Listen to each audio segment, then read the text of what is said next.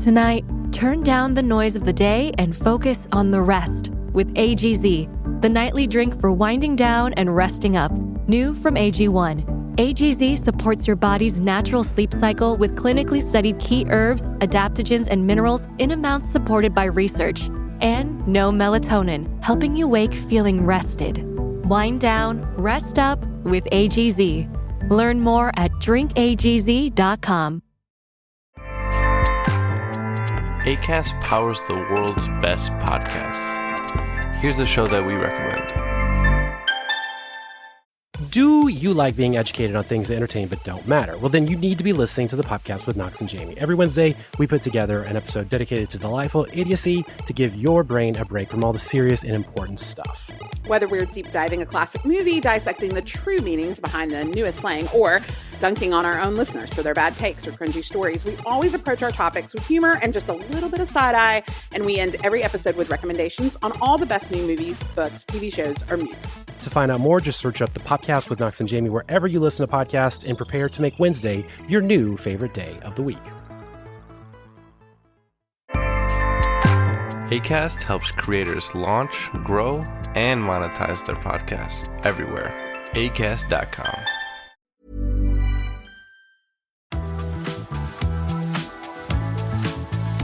Hello, you guys. Welcome to another episode of What's Your Issue? My name is Troy McEady.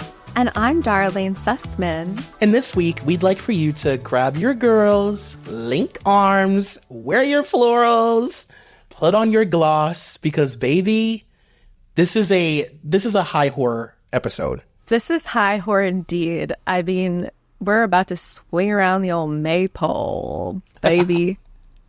Hopefully you girls are looking for blowjob tips, how to stuff your bras properly, what to do if your man's penis is too small, how to use a grapefruit to give a blowjob. Like, there's all kinds of potential tips happening today. Dara, I have to ask you the age-old question, a question as old as time. Oh. What's your issue? It is Cosmopolitan from March 2008 with cover girl Rihanna. Do you say Rihanna or Rihanna? It's Rihanna. That's how she pronounces it. Rihanna. Yes, she does. I can't bring myself to say Rihanna. She's Rihanna to me, and she'll always be Rihanna, and I apologize to her. I'll text her after and let her know that I'm sorry for the mispronunciation, but I just can't. What do you say? I say Rihanna, and then I always correct myself and go, oh, no, well, she does say it's Rihanna, so, I don't want to mispronounce her name. Yeah. But it's always a two-shot deal of Rihanna to Rihanna. We could just call her Robin if you want. Ooh, or Miss Fenty. Miss Fenty. And just to be clear, this is very much like peak fingerless gloves, asymmetrical bob, shut up and drive. You know, this is rock star Rihanna. Oh, on the cover, she is wearing this, well, it's a dress. It is a dress very of the times, a sort of, I mean, it's what's amazing about the era is somehow everything looks like you got it from Forever 21. It's like an empire waist with like a little belt sort of vibe just under the boobs and a bright yellow. It's not great. I don't love it. What do you think of this dress? Well, it derives from the sky top, as we call them in Orange County behind the gates. It's giving Vicky Gunvalson. It's giving Gina Keogh. It's giving Gretchen Rossi. Oh, I would say it's very Gretchen. I could see Gretchen in this. Yeah, it's Gretchen yellow. And yeah, you really can't emphasize enough how much this silhouette, like, had a chokehold on fast fashion. Like, this is, to me, the quintessential Charlotte Russe Wet Seal Forever 21 dress. Like, there's a million different versions of this dress at stores like that at this time that have, like, different beading and different bedazzle on the little makeshift belt, but they're all the same cotton sort of loose dress. And sometimes they'll have what's the style of dress called where they have like the band at the bottom that's like tight and the rest is like bubbly? Do you know what I'm talking about? Like tight all the way down to like your hips and then it flares out like a mermaid?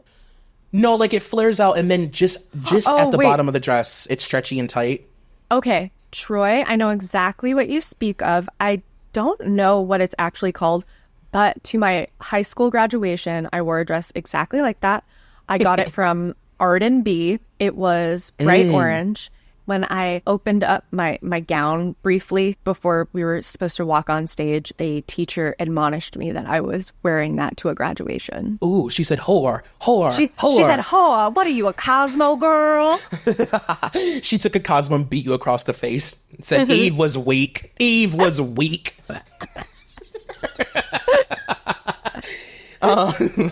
But nothing is funnier to me than a Cosmo cover. Like the stuff that you read on it. Like it says 5 things to never tell your guy.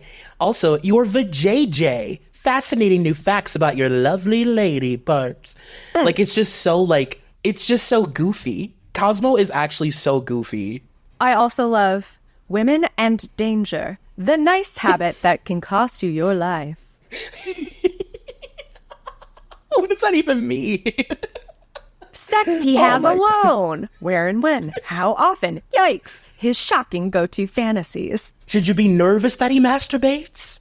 Ooh. Are you doing enough? Is this your fault? Right. And then the tiny little Rihanna thing says, Rihanna, she puts those rumors to rest. No, nothing about what rumors we're talking about. Just the rumors, and they're being put to rest. Of course, Troy. That is a cliffhanger. That is propulsive. That is, what rumors are you talking about?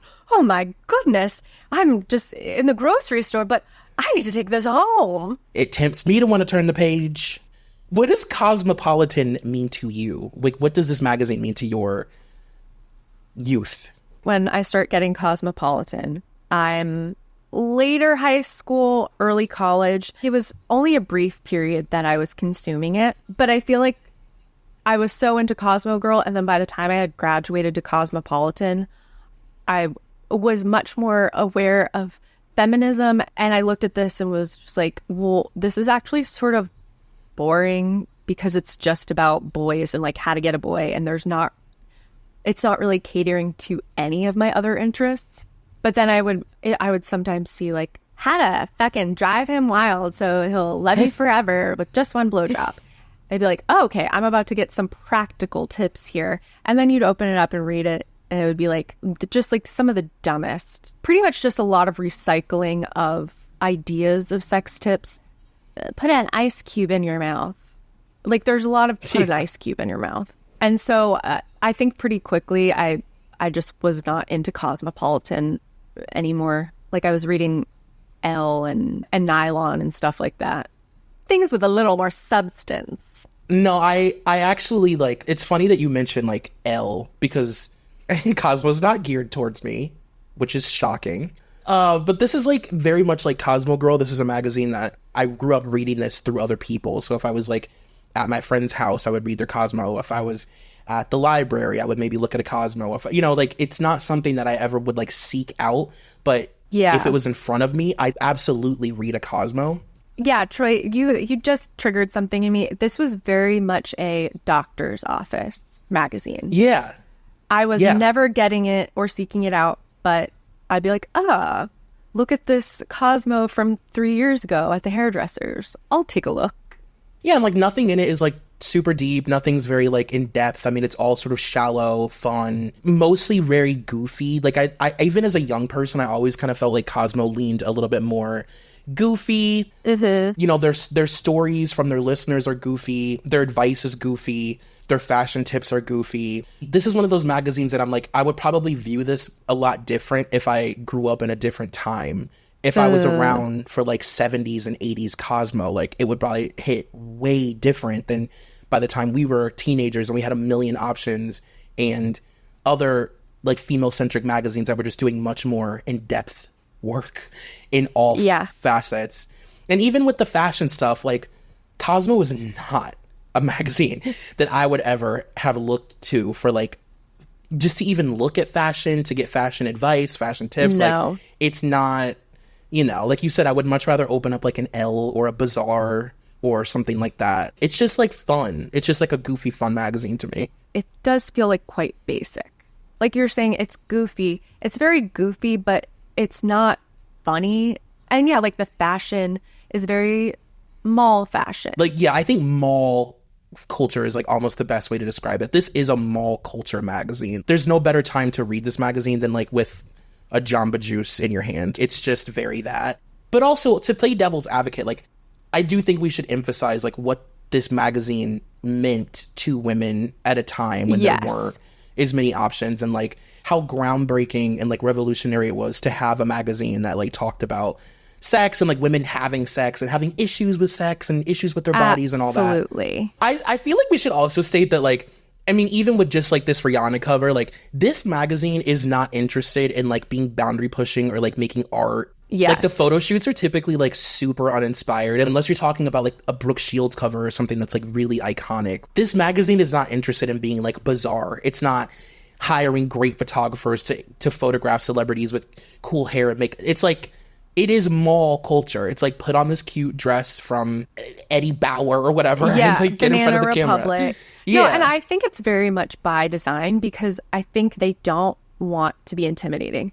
I would love to talk to someone who is involved in the branding aspect of Cosmopolitan, because I do wonder if part of it is this isn't actually for like 35-year-olds, 40-year-olds, or even 30-year-olds.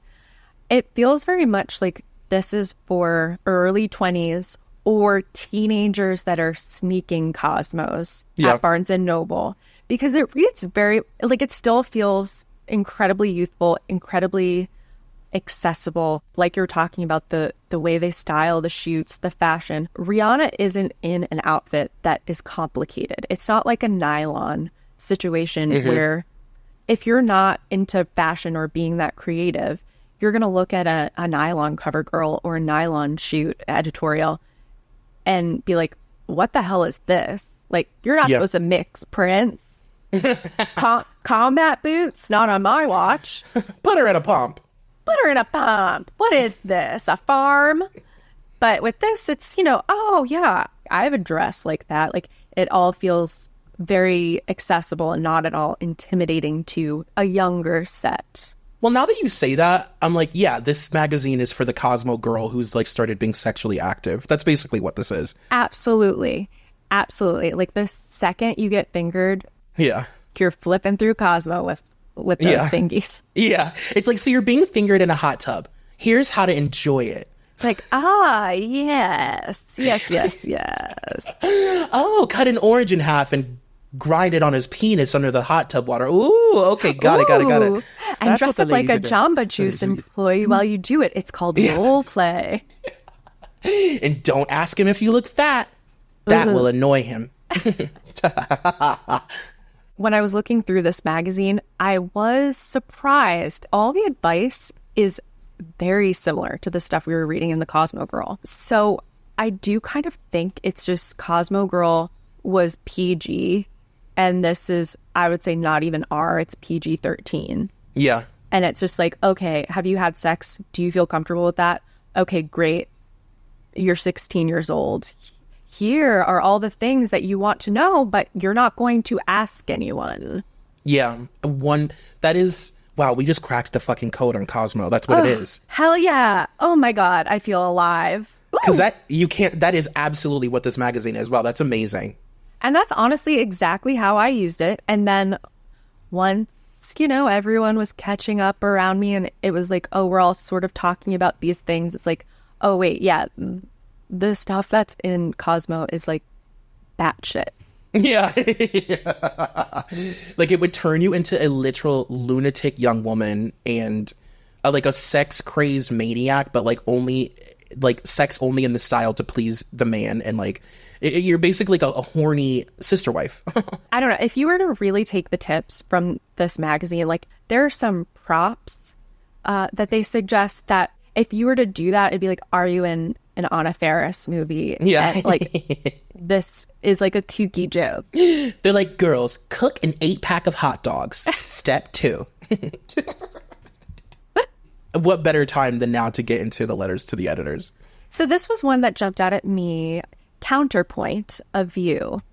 And this is from, I don't know, I can't read the name, it's too far away. But it's from Vancouver, British Columbia. Quote, I was upset about the comment in His Point of View 4 things guys hate to do about holding purses. Sometimes it's not safe to leave your purse on the hook of the bathroom stall. I've heard stories of women who reach over the stall door to snatch a handbag hanging there and run away with it.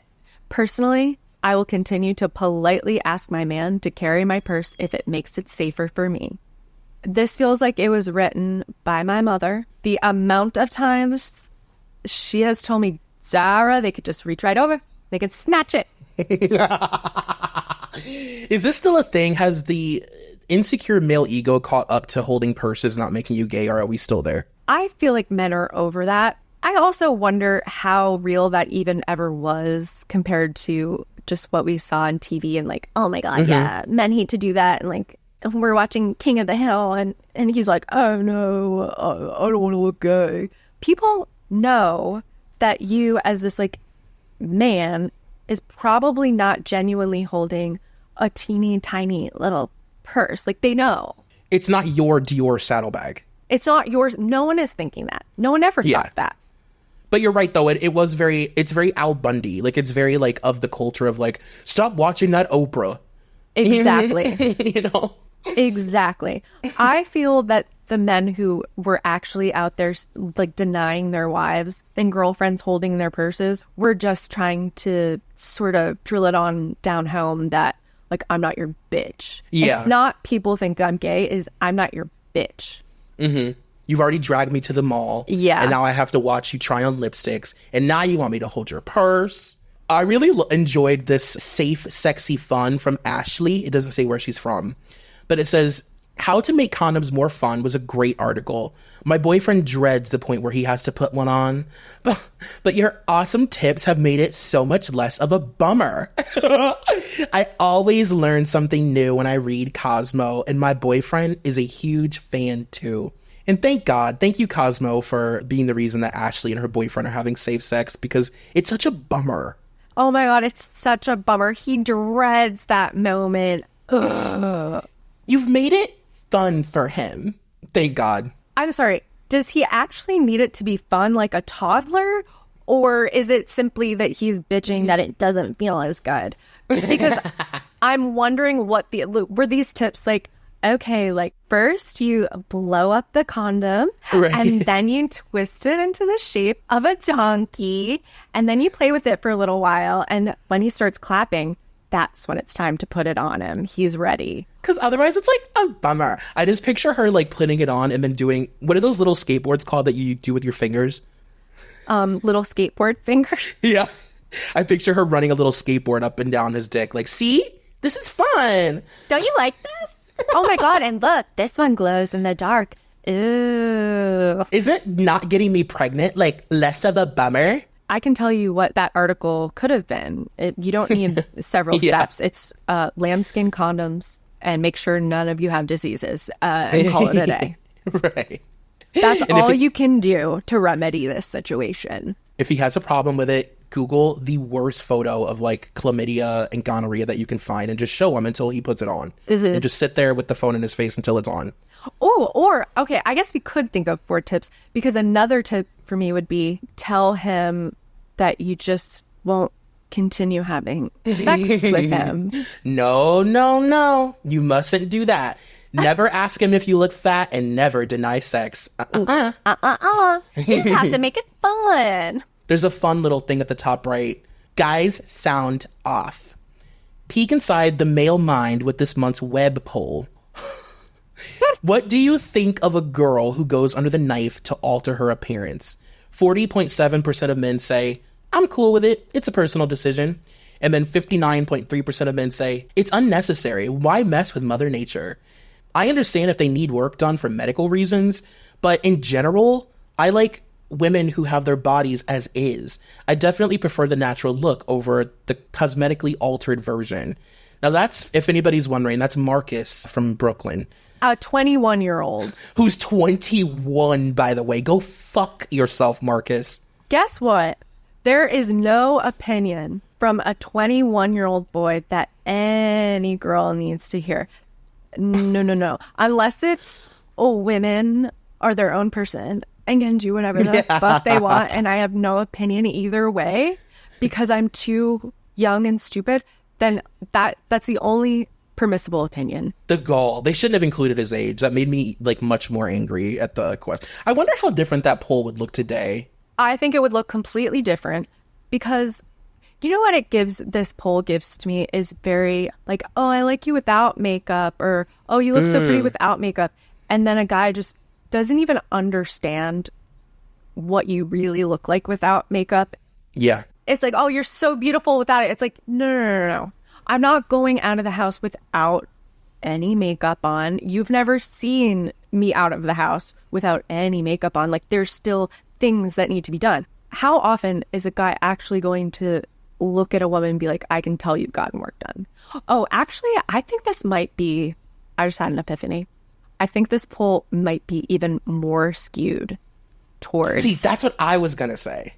I think it would be worse today because we're so used now to like critiquing face work, and like people that are 21 years old today have more to say about plastic surgery than ever because people are getting it so much younger. Like you have young girls getting like, you know, adult woman filler and like getting fucking forehead staples and shit. And on top of that, you know, it says like a girl going under the knife, which with stuff like that, if a girl gets a nose job or like whatever legit plastic surgery, a dumb guy is not going to know.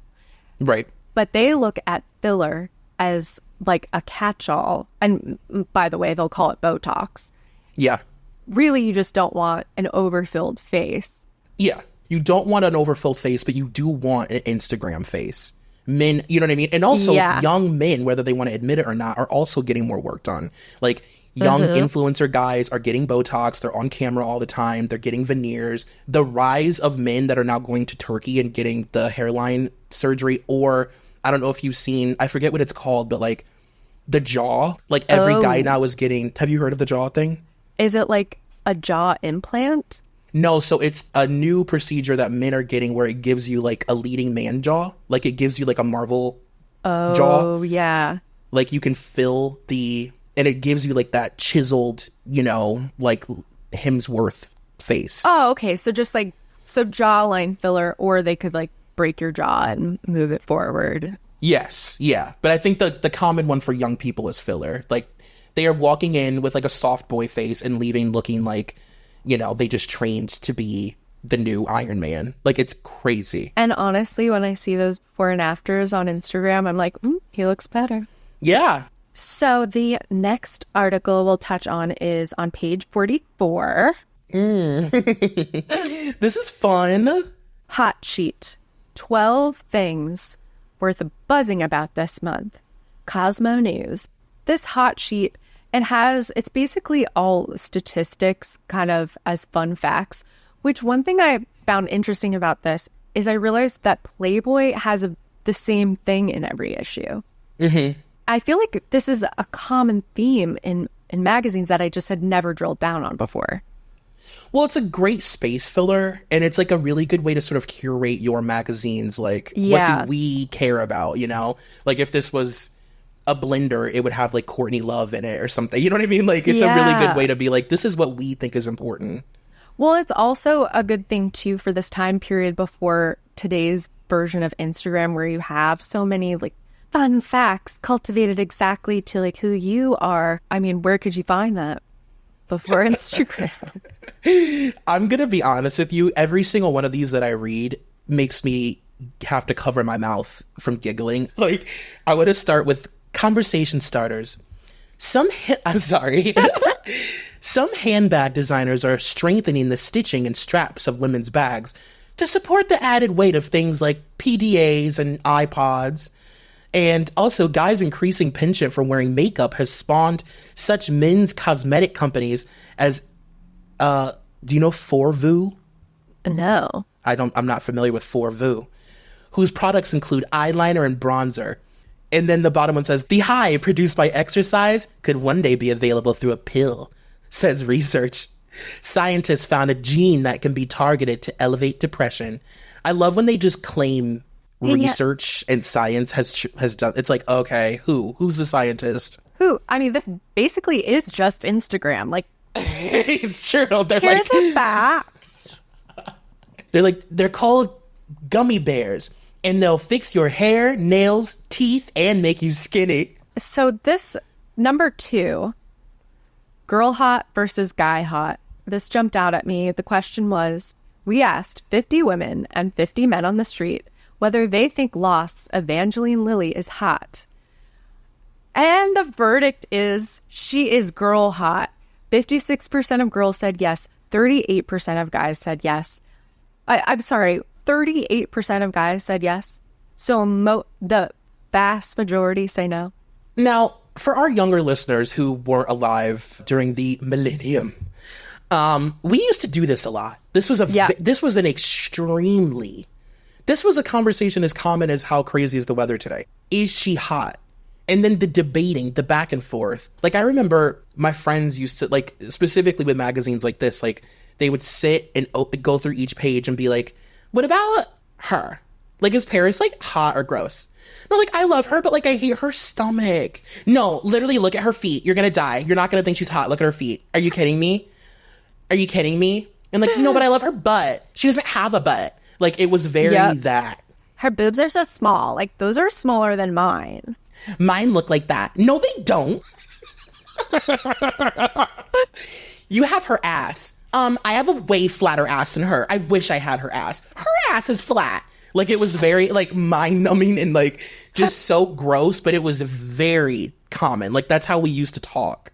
I feel like, too, it was also just a means of making people feel better about themselves. Like, oh, this person isn't hot because they don't resonate with me as, like, an actor I like, or maybe I'm very jealous of them. So I'm going to say, no, they're actually not hot. Or a guy is thinking, like, it feels good to say, like, actually, I wouldn't even fuck her. Mm-hmm.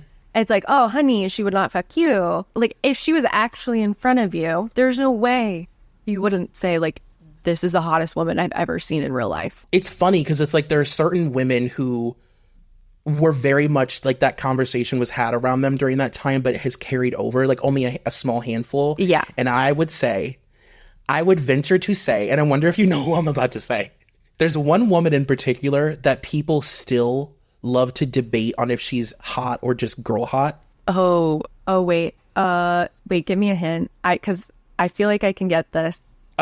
She loves shoes. Oh my God. Yes. Sarah Jessica. Duh. That is so true. And I will say, I was talking to my man Nate, and he was talking about how when he was younger, it was like, oh no, she's like ugly. That was just how the guys talked. Now that he's an adult and we were rewatching Sex and the City, it was like, she is outrageously hot. Like, I don't even know how my brain was thinking that. And I guess it just goes to show, like, what the collective is deciding is hot. When you're young, you're just gonna be, like, brainwashed into thinking. Well, I think that men find it offensive when women don't pander to them. And Sarah Jessica Parker and Carrie Bradshaw is a woman that dresses for women, and she's hot and sexy for other women. Her outfits are not meant for men to understand. Her hair is not meant for men to understand. All of it is meant to entice women. Yeah. And men are so offended by a woman who does not want to entice them. Like, it's like, why are you not wearing tiny little Hollister shorts and flip flops and like a bra with no or a tank top with no bra? Because that's what I think is hot. And why do you have a belt on your stomach? You know what I mean? Like, and then pick me women will validate that and be like, yeah, she's ugly and she looks like a horse and all these things, while then trying to emulate her and like dress like her. It's very toxic. And all the men that probably would have answered that poll is like, women should just keep the face that God gave them, which would probably on a hot mic accidentally let out, I mean, she'd be hot if she got a nose job. Hello. She needs her tits done. I mean, those tits are fantastic. Come on now. Come on now. Come on. Not that we ever saw them out of a bra, but... Well, contracts are in place. Okay. And also, Carrie Bradshaw in the show got all manners of hot men, and Sarah Jessica Parker in real life got all manner of hot movie stars. Hello. We used to always say, my friend and I used to like watch Sex and the City together all the time. Like, we would restart it over and over.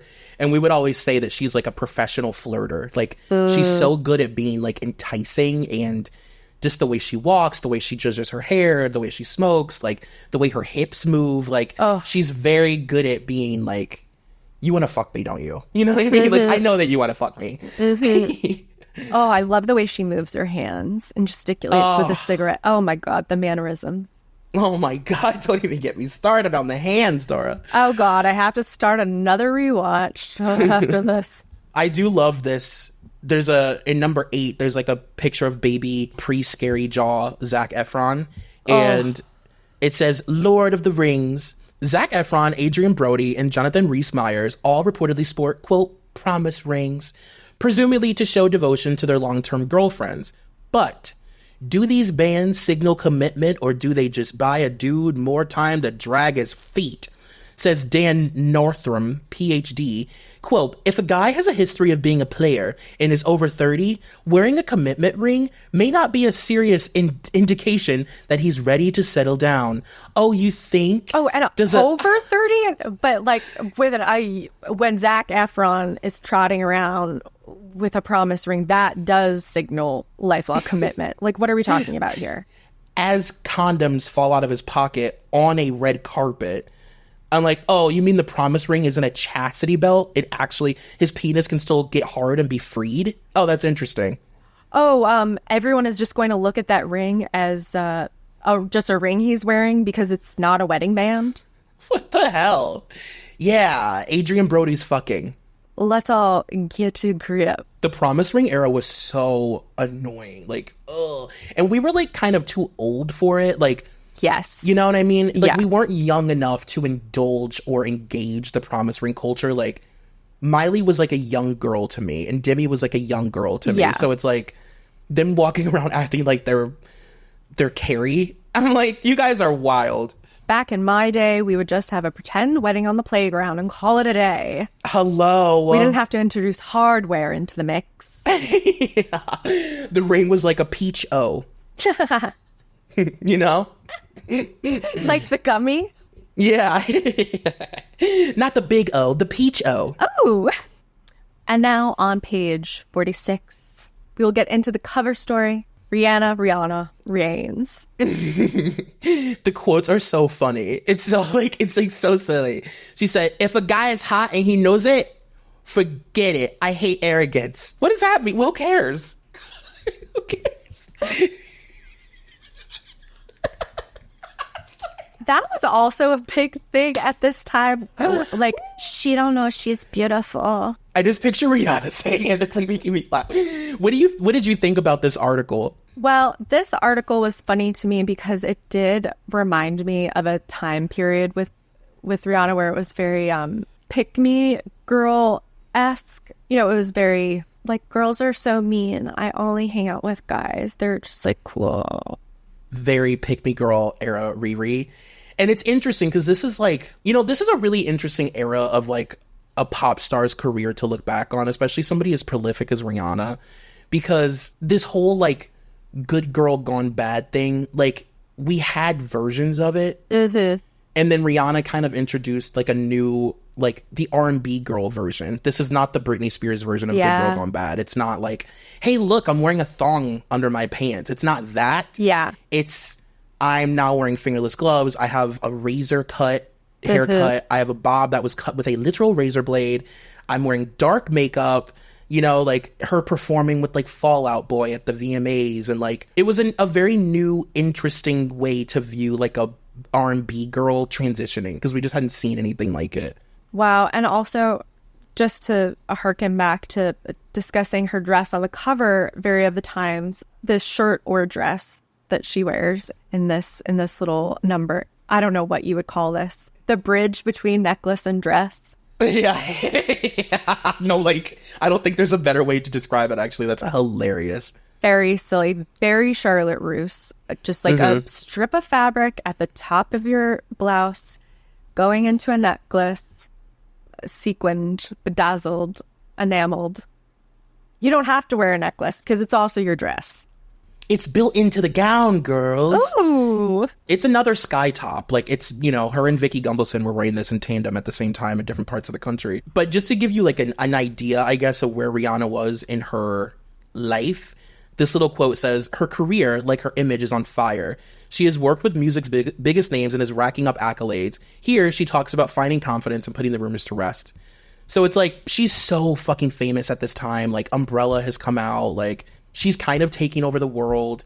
And there was like a short period of time, you know, like before Rihanna cut her hair, before Good Girl Gone Bad, where it wasn't necessarily that she was like a one-hit wonder, but she was like an extended one-hit wonder, where it was like, I don't think any of us thought that Rihanna's career would be obviously what it became. Yeah. Like, there was no way that we thought one day this woman would be a billionaire and like one of the most like beloved musicians of our time. She was just one of the girls. Like, Ponte Replay was just one of the songs on the radio, and she was just one of the girls. She was no different than like any of the other R&B girls that were kind of around at that time. Now, I have a question for you. Mm-hmm. Where do you think men land on the spectrum of liking her music and sort of respecting her as like a general artist, compared like now and then compared to like around this time or when she first came out? I think that when she first came out, she was 100% ignored by men. Yeah. I think that young girls were Rihanna's audience.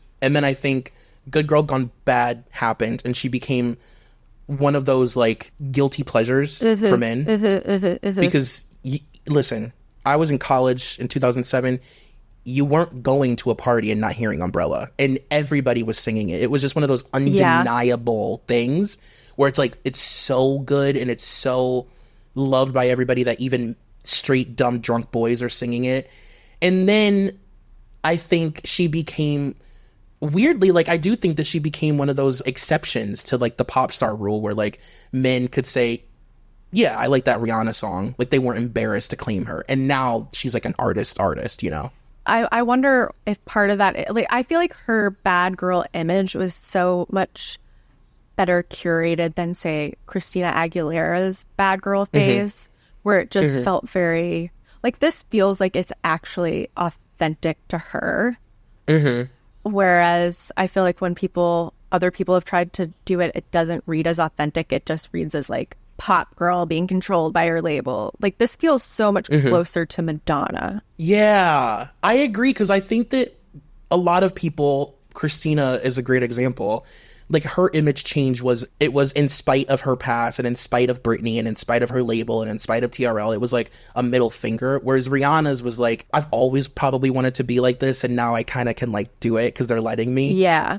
Can I just read this first paragraph? Oh, I would love if you would. They're trying not laugh. This is a very silly expose, by the way. When Rihanna strides into the Los Angeles hotel restaurant, the 20-year-old, 20 by the way. I can't believe that. I can't deal. The 20-year-old singing sensation looks totally glamorous in a Roberto Cavalli leopard print wrap that flutters sexily behind her. But that air of sophistication evaporates when she slides into the booth and dives into her Cosmo interview. Quote, "Watch out. I love to prank people," she warns. No. Playful. No, not another one. The minute you hear that, it's just like, no. No. She warns, playfully narrowing her piercing green eyes. Then she launches into a story about how the night before she squeezed a few drops of lemon juice into her best friend's mouth while she was sleeping. She said, "You should have seen her face when she woke up, and she tasted it." Did that sound exactly like Rihanna? It honestly did. And I have so many things to say on just this paragraph. Number one, I had an epiphany. You know, we talked about last week with Blake Lively. She talks about being a prankster. I feel like in another magazine we read pranking. And I realized we are so deep in prank culture at this moment in time. Through not just Punk'd, but also I think when like Matt Damon and Brad Pitt and George Clooney were like, oh, we're running around set pranking each other, it made all these other celebrities think that pranking was like a cool, down-to-earth thing to do. 2, later in this article, Rihanna says, when dating gets too confusing, she turns to her male buddies or her brothers for love advice. I have 3 girlfriends and about 20 guy friends, she says, adding that she thinks men are more loyal. I love listening to a guy talk because I learn a lot. Hearing about this prank of her best her best friend, her best gal pal, putting lemon juice into her mouth while she sleeps in the most vulnerable state, maybe you're the problem in your female relationships. Maybe men are more loyal because you're not waking them up with lemon juice in their mouth. And all of my travels, whenever a girl says, oh, I just like guys better, oh, women are so dramatic and blah, blah, blah, the way our friendship always ended was them doing something bitchy. They'd have some bitch move. And it's like, oh, you're the common denominator here. Right. But you should have seen her face when she tasted it. No, but it's true. Like, there's so many things in this. And also, so they very quickly just kind of brush over, like, the Jay-Z of it all. The Jay-Z and Rihanna of it all is just so insane to me. And it's so crazy that that was happening, like, right in front of our faces. Like, first of all, she was, like, fully underage when he discovered her. And, like, you just can't... A suitcase of money wouldn't convince me that he didn't go to that island, fuck her, bring her to America, fuck her, and sign her. Like, for sure. And it's just crazy. There's, like, an interview with her where she says something like, Jay-Z said that you can either sign this contract or you can leave out the window. That's cool. And it's like, oh, by the way, you're 16. Now, do you think, like, that will ever come to roost for Jay-Z? I don't know how to put it lightly. I don't know how to say this any other way but boldly. I think when more white people discover it, it will. Yeah, well, I was as a white person, as a representative in this podcast, I did notice that there was some, like, they called it a documentary, but it seemed to me to really just be a YouTube deep dive. Okay. About Jay-Z and the Rihanna stuff, and then also the Mistress things and another artist, I forget her name. But I just noticed that there was a lot of publications picking this up. And so I feel like the tide might be, the ears of the white folk might be perking up and taking notice slowly but surely. Well, I think that, like, especially during this time too, it's, like, very clear that he was using his female artists as, like, a tool against each other, you know, taking songs from people, giving them to Rihanna. If you want to, like, really get, like, just a bird's eye view into Jay-Z's, like, harem, the Destiny's Child tribute, where it was, like, Rihanna, A-Marie, and I want to say, I forget the other girl's name, Tierra, I want to say, from Love and Hip Hop. Those were, like, all three of the artists that he was, like, using, and, like, you know, Christina Milian, like, he was, like, using all of these women against each other, and it's like, hey, sleep with me, and I'll give you this song, and whatever. And I mean, it would make for an amazing expose. Like, if somebody's brave enough to do it one day. God, all rich men are the same. That all just sounds like, I don't know, Hugh Hefner, like, it's all the same playbook.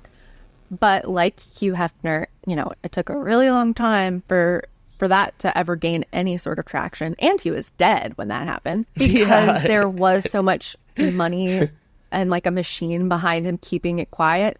And if ever there was a machine, I mean, Beyonce and Jay-Z have so much more power than Hef ever did. Yeah. It would be quite hard to get that out there. I totally agree. I think he's really smart in how he uses Beyonce and as a shield.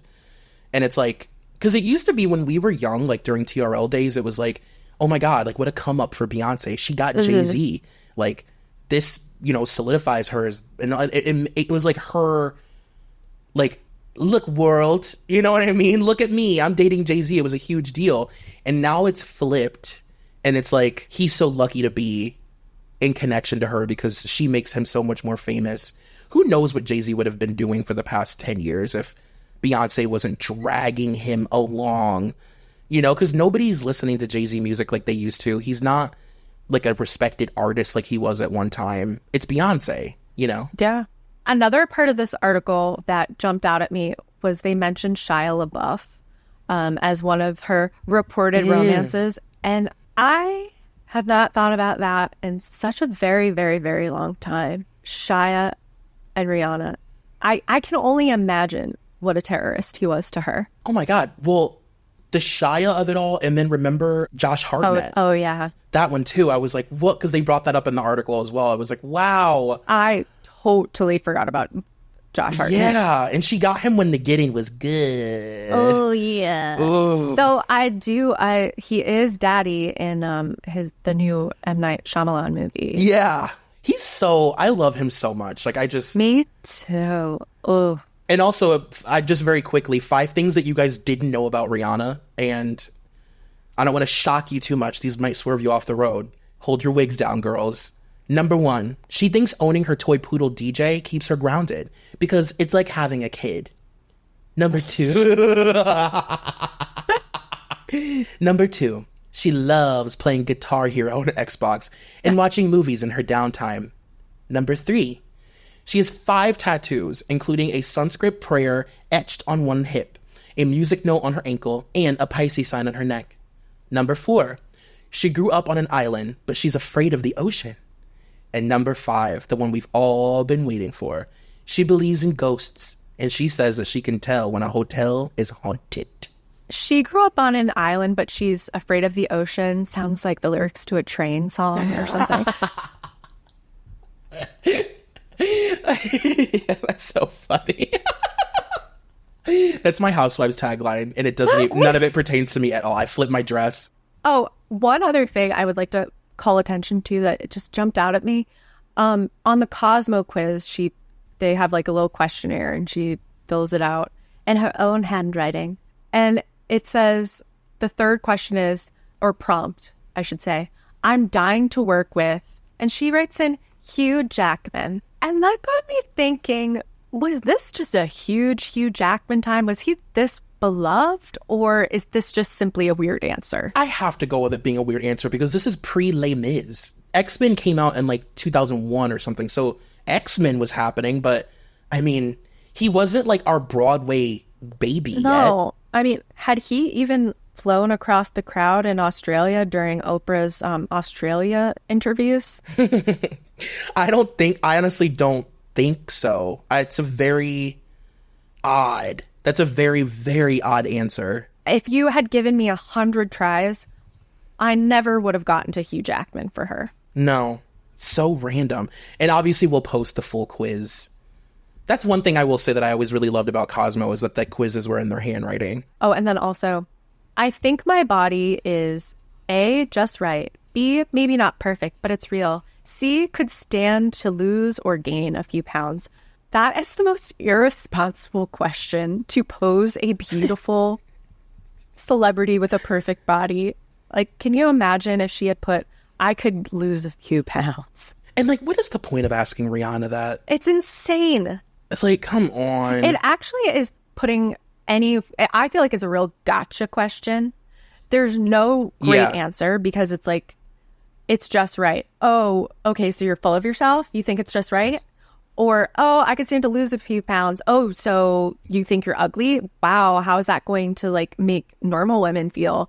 Or like, it's not perfect, but it's real. So neutral? Yeah, it's like, what other option is there besides like the middle one? You can't win. There's no right answer. And she hammers home that she said, I think it's sexy when a guy doesn't know that he's sexy. Rihanna despises a confident man. She said, no. If a guy is hot and he knows it, forget about it. I just want to quickly breeze past page 76, which is a regular feature in Cosmo, guy without his shirt, because, you know, you're just so hard up. You just need a page of a guy without a shirt on. And I just wanted to breeze past it because this young man, 22, his name's Eden Gray, and he's from Plymouth, New Hampshire. And when I saw that, I'm from New Hampshire. And the first thing I thought was, there's not a single person in all of New Hampshire named Eden Gray, and certainly not a man. No one has such a whimsical name as Eden Gray. And I tried to look him up, and yeah, this man does not exist. This is just some model that they pulled a stock photo from. Which also, I do know someone who was a model in Cosmo, and the way it worked was he basically just took pictures, like general pictures for media companies marketing, and then he would get paid the day rate. People would buy the pictures off of this media company, so he would end up getting published in a magazine. He would have no idea, and he wouldn't get any extra money for it. So I feel like that's the situation we're working with here. That makes total sense because this looks so, I mean, this is such like an AI. How dare you say this man is from New Hampshire? No one in New Hampshire looks like this. His baffling female behavior, the thing he just can't figure out about you pesky girls, is why do girls have to know my entire dating history? It's more important to focus on what's happening now. Sir, how many women have you like been an inch away from entering before you say that? Like ew. Who cares about the amount of women I fucked? What's happening is happening now. On to next, page 94, which is red carpet disasters. Oh my God. Okay, yes. I have so much to say about this page. I'm so happy that you chose it. Okay, so first of all, I will just start with this. All of these looks, except for maybe not Lily Allen's, but all of these looks are so nylon. Mm-hmm. They're very cool, but of course they're red carpet disasters to Cosmo because they're too difficult. They're too difficult. They're too fashion. They're too trendy. Like, they're too, like, trend forward and not trend now. Cosmo is very, like, what's at the mall now. It's very trickled down. It's very, this season's hottest bag is the Michael Kors. Yeah. You know what I mean? It's very that. And you're right. These are all nylon looks. Like, for them to even have the gall to feature Chloe Sevigny I know. in this magazine and critique her look, like, bitch, the editors of this magazine wish on their best day they could put a look together even remotely close to Chloe Sevigny's. You know what else, too? It's all of these looks are very much, with the exception of, no, I guess all of them, they're very much dressing for girls. Mm-hmm. And of course, the ethos of this magazine is we're doing it all for the boys. And a caftan, it doesn't matter that we know objectively Chloe is considered to be an extremely fashionable person. It's big and it doesn't show off her body. Like, a man is not going to be attracted to that. So it is a disaster. To piggyback off of this is not a trend forward magazine. Like, they have Jennifer Connelly, for example, and she's wearing this very sort of like Balmain style, like structured floral dress. And then she's got like a gladiator heel on. This look just in particular on this page is like, if this was now, it would have already been Fashion Nova to hell. Like, this look, this silhouette was so popular in the next like year beyond. And like the gladiator sandal like represents like a whole, but it's too fashion forward for Cosmo. And they're saying because she's like mixing prints that it's like too, this is like actually insane. I didn't even notice this part until just this moment.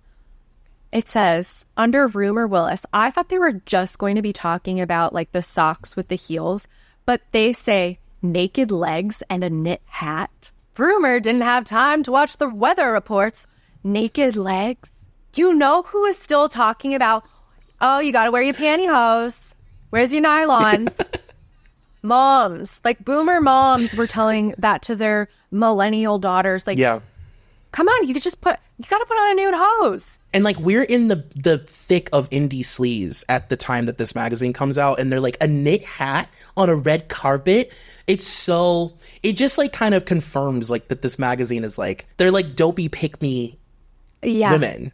And I think it's very much, I would love to know how old everyone was working at this magazine at this time, because this does really feel like it's being written by like older women. Like, I don't think they have some fashion. I think they probably have the same guard from like the 90s and the 80s. I totally agree. And then there's a picture of Uma Thurman. She's wearing this like a glittery chiffon dress, and it's sheer. It's like clearly meant to be sheer the whole way, but she's wearing a bodysuit underneath. And they're like really angry that you can see her body underneath the dress. They're like, a sheer dress? Oh. Like, it's just so like funny. You can see her butt. Oh my God. You got to wear a slip. It's so funny. It's very cringe. And it's very, I mean, I like all, I'm going to be honest, I like all of them, even including Lily's. I think that dress is like kind of cool. And so just to describe, it's like this very like princess pink, soft, like Pepto-Bismol pink dress. It's a corset. It's satin. And then the bottom has all of these like cutouts all over it of like a floofy little cutout, but it like adds weight to the skirt. Yeah. It's cool. It looks like Edward Scissorhands cut it up or something, but like in a cool way. You know, she's a Betsy Johnson girl. This feels very the silhouette of a classic sort of Betsy Johnson sort of vibe. Now we're on to some more meat and potatoes. 144, bad girl sex tricks. Thank God. I thought we'd never get there. Says, all men secretly crave boundary-pushing action in bed, so whip out these moves to wow him like crazy. And it to the side, it says, there's a clear difference between a chick who makes a guy feel good and the dynamo who makes him pant with her never tried that before ways. Below, what sets the sex bombs apart. A good in bed girl shows off her naked body. A bad girl knows the power of her naked body. She'll strip seductively, strut around in nothing but stilettos, or insist on leaving the lights on. A good in bed girl touches herself. A bad girl touches herself in front of her partner, maybe while she's on top or doing a soul mission she's invited him to watch, so he can see just how it's done. Wait, this one is also great. A good in bed girl knows her way around a man's member. But a bad girl, she knows her way around a man's member, his jewels, and all the surrounding areas. She's not afraid to explore every naughty nook with her hands and mouth. They're like, lick his balls and eat his ass. Like, just say it. Just say it. Have the guts. Oh my. Not his like, naughty nooks. Saying you eat his ass sounds way more appealing than nooks, okay? Girls, do you eat your man's naughty nooks? Dad, I can't take this magazine. I'll never be able to look at Cosmo the same after analyzing it. Like, it's actually, it's like very unhinged. Like, it's really fucked up. Oh, there's also this one. A good in bed girl says yes to sex whenever, wherever. A bad girl initiates sex whenever, wherever. Oh my God. The mood can strike when she least expects it. So if she needs satisfaction, she makes it happen. We've gone too far with women empowerment, apparently. Like, this, you can't have sex wherever, whenever. Wait a minute, Dara. Is the Cosmo girl Playboy's girl next door? Oh my God. And want to know what else it is? It is that in the way that in the Sex and the City episode where Samantha is like, how much she loves Playboy and everything. Like, she is also the girl next door. Like, you would think it's like, oh no, it's Charlotte. But it's, no, the girl next door is Samantha. Yeah.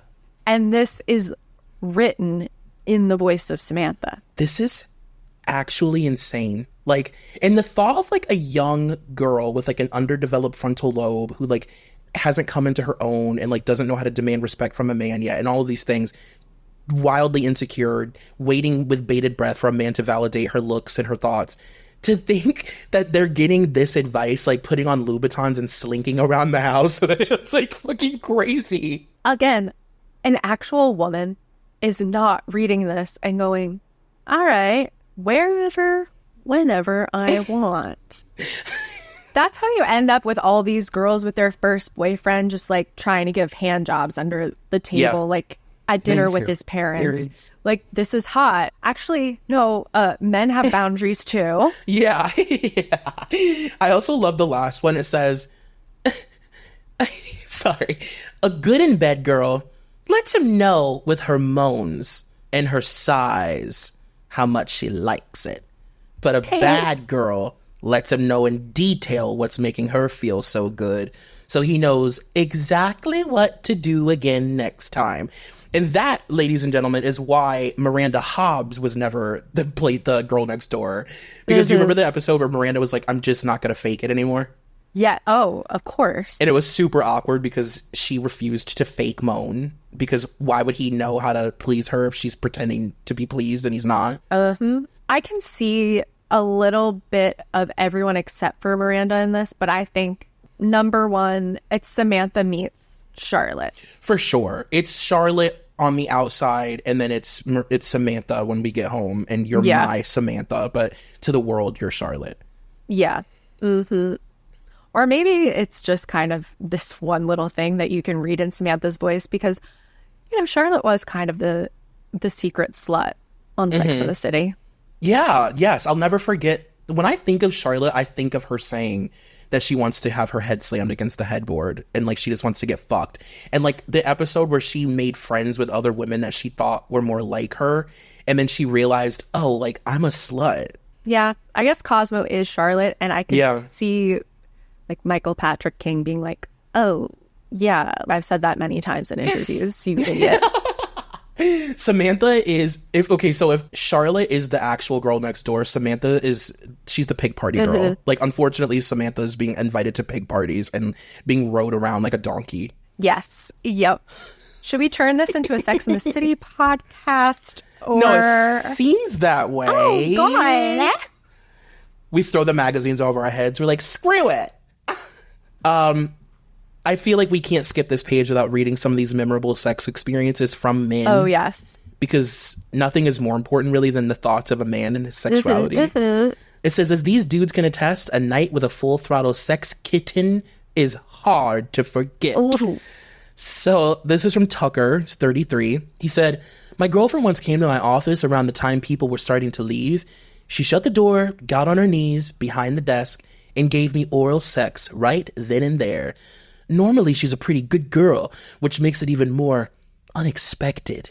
Okay, wait. I did just realize this article is Samantha teaching Charlotte how to keep a man, and it's like Charlotte being like, oh, Samantha, I can't do that. Yeah. Samantha's like, even if his dick is small, gag on it. It'll make him feel more confident. Oh, also, I have to call attention to naughty props. Do something unexpected with toys you already have lying around the house. Oh, perfect. A Cosmo girl is also resourceful.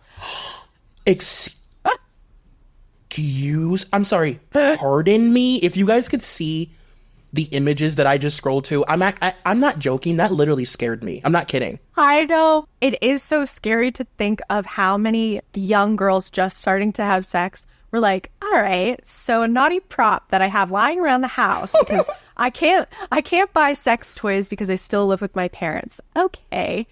Hairbrush, rolling pin, blush brush. I have to read the descriptions because obviously you girls are going to take this advice and incorporate it into your relationships. So, with the hairbrush, a hard bristled hairbrush is perfect for gentle scratching of the skin. Can you imagine if you were going to fuck someone and you walked in the room with a hairbrush and said, let me run this across your skin? I guess maybe if there's a moment where you're brushing his hair and he's next to you, you could just sort of just like do a little, oh, how does that feel? But like, you can't just like come into the room with a hairbrush and a rolling pin and just say, let's fuck, baby. Run this baker's basic over his back and thighs during an erotic massage. I'd be like, are you about to fucking kill me? Why do you have a rolling pin over me? Is that to roll out my dick? Like, what are you doing here? Are you shoving that in my mouth? Are you trying to peg me? I was for sure. I mean, listen, my mind immediately went to, you're putting the brush handle in your vagina. You're putting the handle of the rolling pin in your vagina. And then the last one says, skip the pricey feathers you find at sex shops and use the tickle of his, use this to tickle his neck, chest, and arms and package. How pricey could that sexy feather possibly be? $13? I mean, and what are you going to ruin a fucking, a perfectly good makeup brush on his, what do they call it? His nooks? On his nooks? On his naughty nook? I'm not putting my makeup brush on my man's naughty nook. It's like, at the end of the day, men are about as complicated as a box of marbles, and they just want to fuck. I promise you, if you're down at your man's taint tickling it with a fucking L'Oreal brush, they're waiting for you to be done, and they're confused. Yeah, they're indulging you because they don't want to hurt your feelings. Yeah, no man is going out and trying to fuck women at bars and hoping that when they get home, she'll pull out a makeup brush and tickle his naughty regions or whatever. The most you can do that they would enjoy would be like do that Varsity Blues scene and put on a whipped cream bikini. Yes. Quick, practical. Classic. The next batshit insane article we can drill down on is on page 149. 6 ways to train your boyfriend. Okay. Oh my God. And this is also completely, it's not just like, oh, train him and like that's just a poor use of words. They mean literally train. It says, males are card-carrying members of the animal kingdom, and they exhibit a lot of the same behaviors as many other mammals, says Amy Sutherland, author of What Shamu Taught Me About Life, Love, and Marriage. Learning lessons for people from animals and their trainers. Quote, so they're likely to respond to some of the same training techniques. And then it says, Sutherland is speaking from experience. After spending a year at an exotic animal training school, watching students in action, she's successfully applied the techniques to her husband. In less than a few months, she was able to curb some of his undesirable traits. So that's what we're working with here. This is lit. I can't pick a crazy, like every single thing that I'm reading on this page is so batshit that I don't even know where, my eyes are like pinballs right now. And then they have like these different like animals that you can use as inspiration for your man. And as used on chimpanzees, these primates are big mischief makers, so getting them to calm can be a real bitch. Luckily, if you indulge their silly side, you have a good shot at getting them to pay attention. When we need chimps to perform a task, we get on their level and play with them for about 5 to 10 minutes, says Eugene, rescue director on Animal Planet's Escape to Chimp Eden. Once they've had some fun, they're more willing to heed command because they instinctively know it's their turn to return the favor. If you have to, like, jiggle toys in front of your boyfriend's face to get him to do something for you, it might be a bigger problem. Also, the amount of mental labor this whole issue, the magazine in general, suggests that a woman should be doing, like, you know, you have to bring rolling pins into the bedroom. It's not good enough that you're good in bed. You have to also be a crazy bad girl in bed. And then also, this says, boyfriend bummer, too. He lacks social graces, as used on dogs. Pre-training, a pup will sniff crotches and paw at people's legs. The instinct is to shoo it away, but that only makes it want to sniff and paw more. Instead, trainers reward the dog when it behaves and ignores any actions they don't like. Apply it to your guy. Perhaps your man could use some finessing when it comes to social situations, say, to curb his habit of telling off-color jokes. Oh, God. When he engages in unseemly behavior, your immediate reaction might be to tell him to knock it off already, but that tactic invariably falls on deaf ears. Quote, men don't want to be treated like children, and if you correct him, he'll feel like you're mothering him, says Patricia Cowell, PhD. Instead, ignore him when he's being obnoxious and give him some PDA, think a kiss or a tap on the butt, when he's acting sweet. Since guys, like dogs, aim to please, he'll instinctively begin to avoid that behavior that makes you freeze him out. One caveat, timing is crucial. Be sure to reward him at the exact moment he engages in positive behavior. Otherwise, he won't be able to make the appropriate connections. You fucking think that a man is going to be like, yes, when I tell off-color racist jokes in public, she ignores me, but when I say nice things to her, she gives me a pat on the butt. Okay, I'm associating this, and not simply, I do whatever the hell I want, and I don't even notice what she's doing. They're like, make sure that when he does as told, you immediately reward him with a dried pig's ear. He'll gallop off to the couch and eat it on his lonesome, accepting his reward. I mean, I don't think they actually believe any of this. It feels really like they just have to fill real estate. Oh, for sure. They're probably laughing. Oh, yeah. Well, then there's like the Q&As of like how to incorporate this stuff into your daily life and like women actually taking this advice. The first one says, at dinner, my guy wolfs down his plate of food. How can I slow his pace? I'm sorry, is he a baby boy? And then the answer is, trainers teach animals incompatible behaviors, which means doing something that would make his fast eating impossible. Distract him from eating by asking him questions when his food arrives.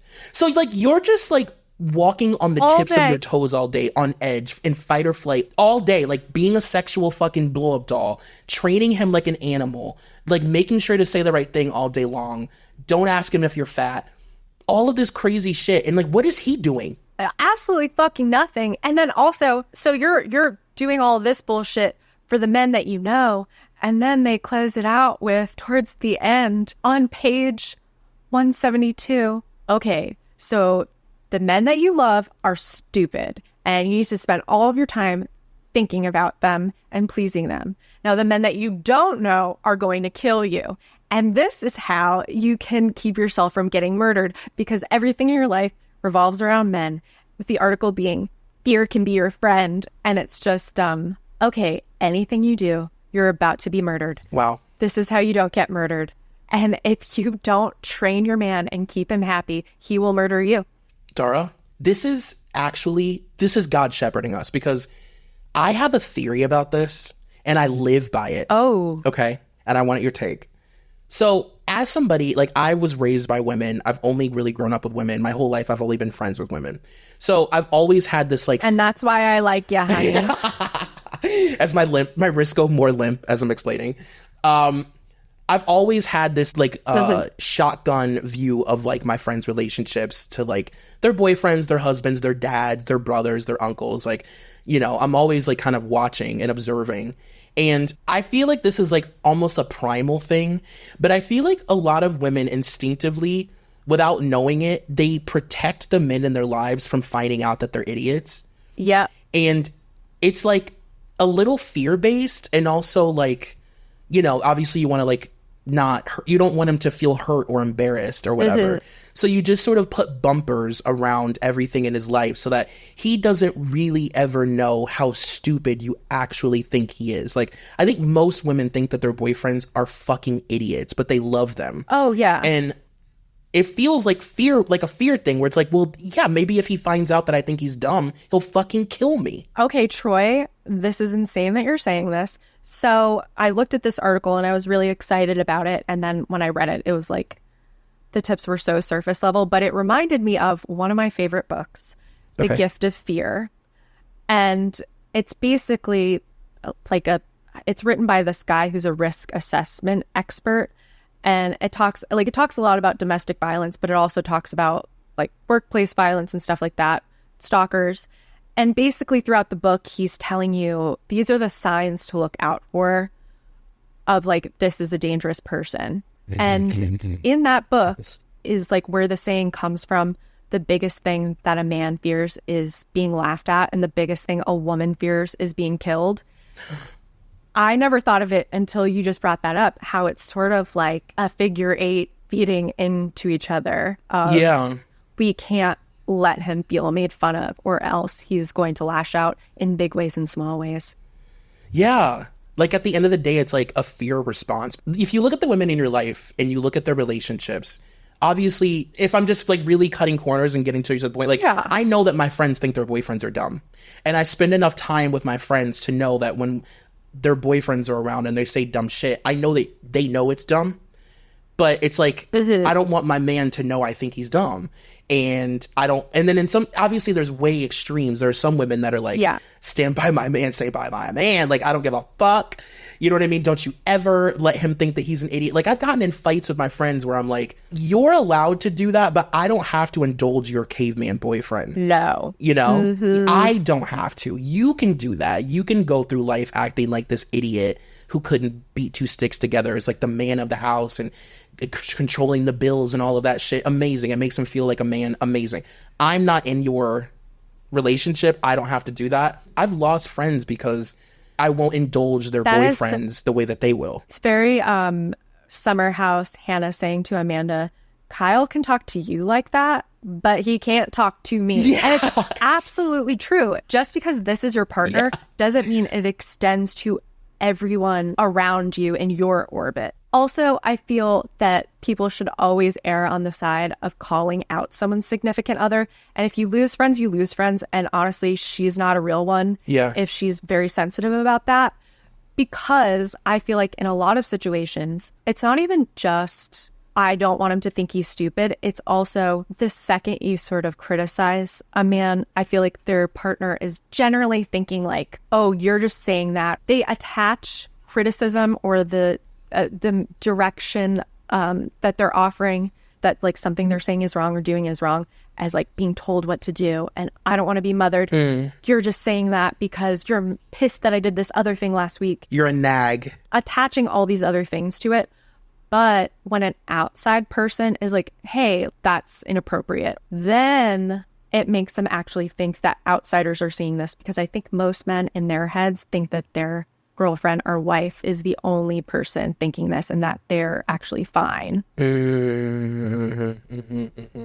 That is such a good point. Because then when you open it up and it's like, no, because that's actually like, that's how I lost my friend. It's because I was like, listen, I don't like you looking stupid in front of big groups of people, and we all think that your boyfriend is like being fucking verbally abusive, telling you to go make drinks and shit and like talking down to you. It's gross. And like you're allowed to be in whatever kind of relationship you want to be in, but like don't let him talk to you like that. He shouldn't talk to you like that in general. But if you're okay with it and those are your boundaries, you should at least not let other people see that, because it's extremely demeaning and uncomfortable. And that was it.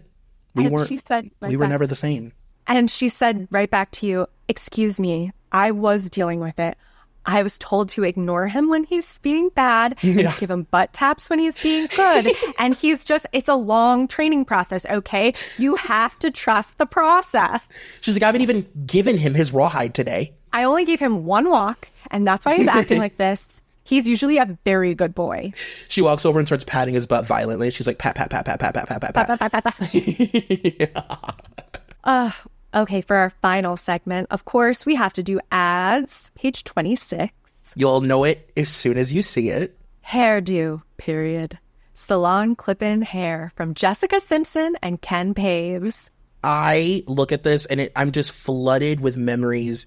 It just brings up so many things. It brings up, of course, obviously, newlyweds. It brings up Jessica's like product lines and just like how effective these ads were, and also just like the idea of like, you know, celebriality at the time being so new, and Jessica being like a real pioneer of like having a reality show and like using the show to like promote your products and to promote your album and to make us think that we're a part of the album process. But at the time it was like very novel and like a new way to like manipulate your fan base, kind of. For me, the hair extension boom of the early 2000s, the clip-ins, God, I remember it being such a huge part of my life, like in college, going to Sally's beauty supply and getting like the real human hair. Oh my God. And I wouldn't leave the house without my clip-ins for a time. Yeah.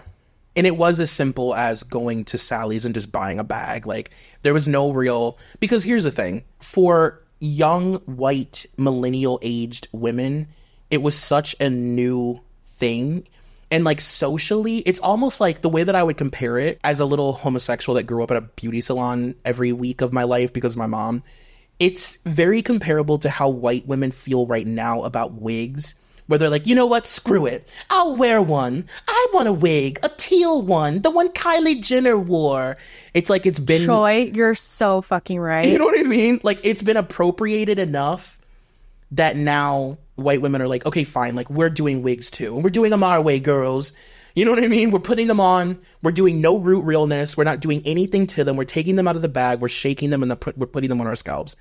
And hair extensions were very that. Like, it was like white women were like maybe 10 years behind on like the technologies and the advancements of hair systems.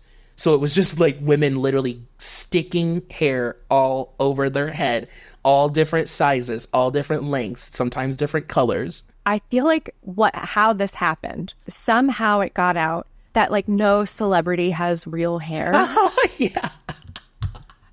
And I feel like we've only been building upon that in every facet where it's like, okay, we find out that no celebrity has real hair. Oh my God, clip-in extensions. Okay, I can be a little closer to these celebrities. Oh, every celebrity gets Botox and filler. It's actually like not that big of a deal.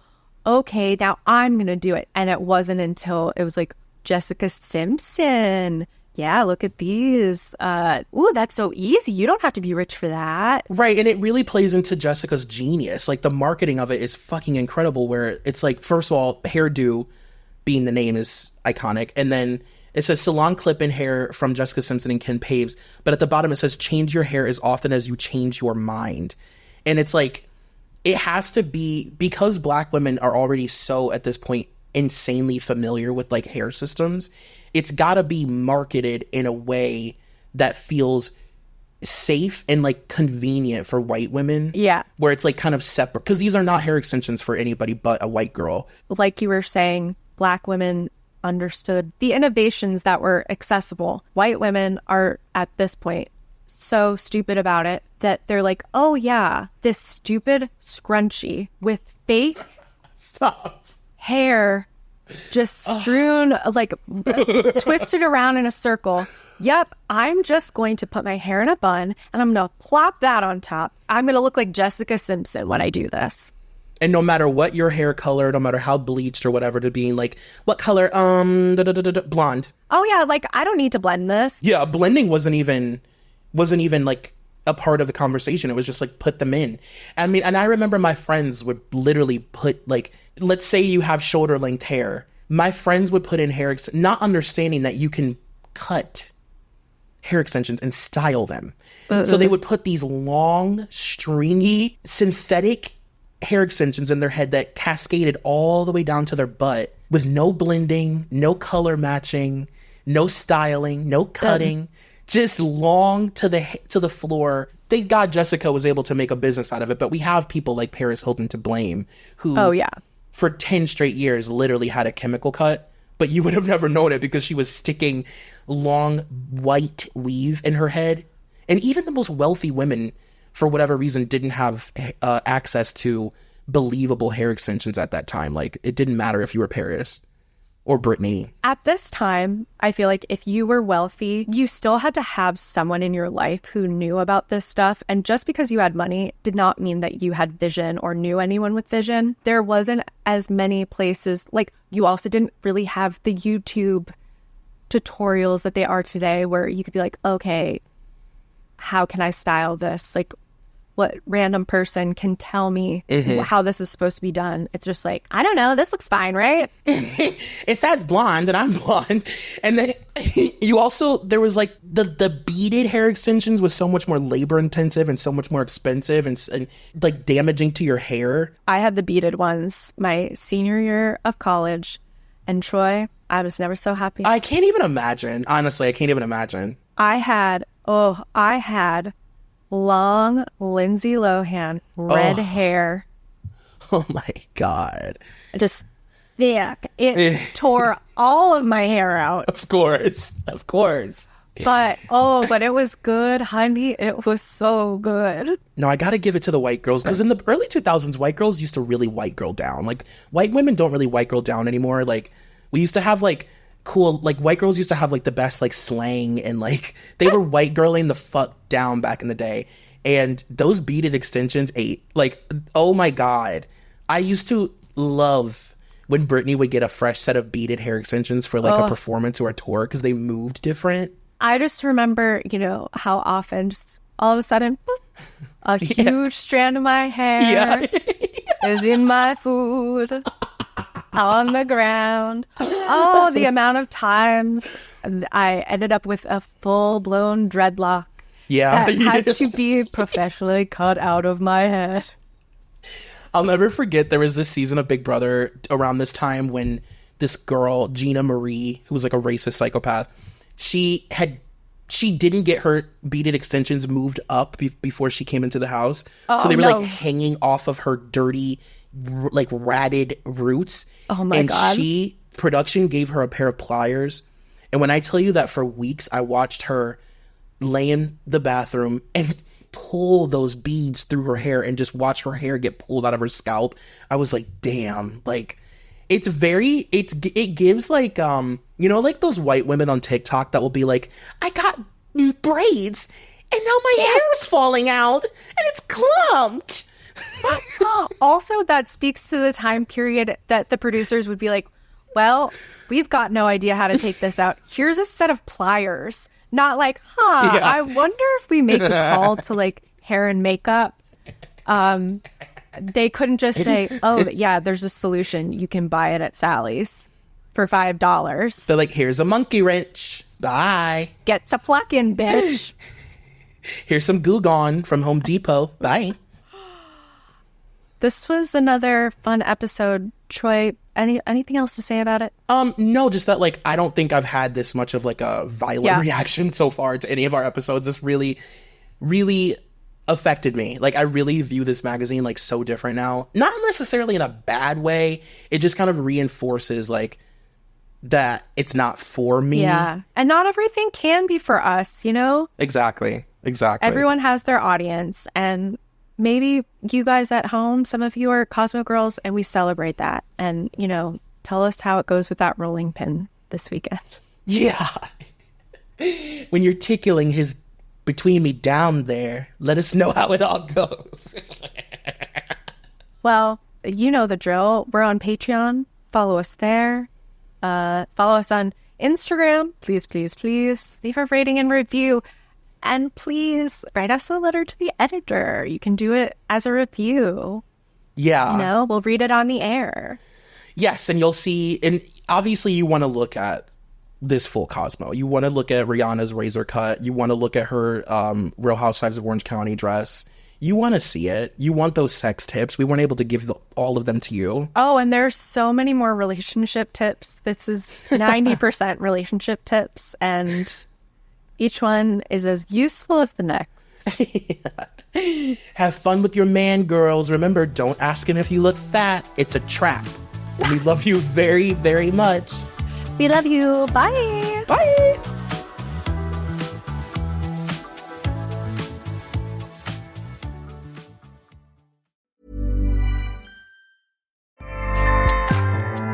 Acast powers the world's best podcasts. Here's a show that we recommend. This season on The Dream. Supplies are being provided by nurses who run out in the middle of the night and purchase diapers, but the hospital is still charging as if they still have these items. We are digging into every topic we've ever wanted to cover on this show. It's a spinning plate analogy. The second that you stop spinning those plates, that crashes. So you can never stop working. The Dream Season 4 comes at you weekly starting Monday, January 20th. Acast helps creators launch, grow, and monetize their podcasts everywhere. Acast.com.